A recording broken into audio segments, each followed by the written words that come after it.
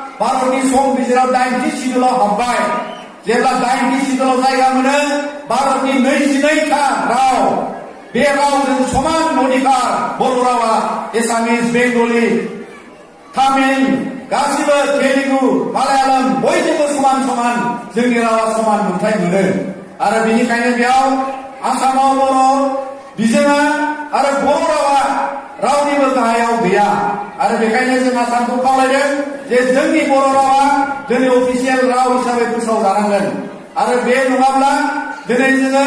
जुडिशियेल entrance एग्जामाव बर' भाषाजों लिरनो मोनैनि थाखाय 50 नम्बरनि परीक्षा होनो मोनैनि थाखाय जोङो माने बेवहाय बर'नि अफिसार ओंखारा जोबोद दुखुनांथाव दा ओंखायनो गोबां खहा जायो जों बे रावनि जे सोमावसारनाय आसामाव बर' बिजोंखौ लानानै बर' लेंगुवेजखौ लानानै जोङो बेखौबो दुलाय बर' फरायसा आफादा गोग्गोमैनो लांबाय थागोन दा बेजों लोगोसे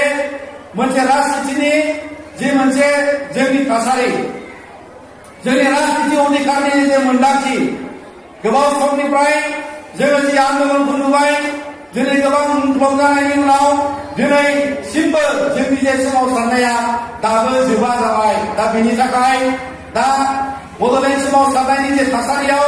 जोंनि राजनिति अधिकारनि थाखाय जोंनि बर'नि थामोनथानि थाखाय जि मोनसे जुजिनाय बे जुजिनाया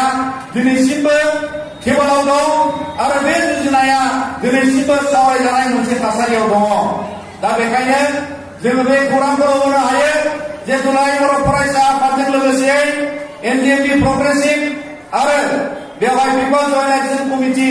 नोंथांमोननि मददाव जि सोमावसारनायखौ हादों मैया जोङो खालामदों आरो जि सोमावसारनायाव नोंथांमोननि ओनसोलनिफ्रायबो मुंख्लं आरो बिदिनो गासै 5,000निबो बारा बिथांमोना जिउ बावलांबाय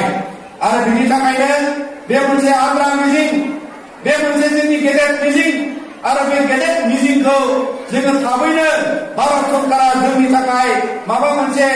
मोजां मोनसे राहा लामानि गेजेरजों सुस्रांनानै होगोन होननानै जोङो बेखौ मिजिंथिदों दिनै नोंथांमोनाव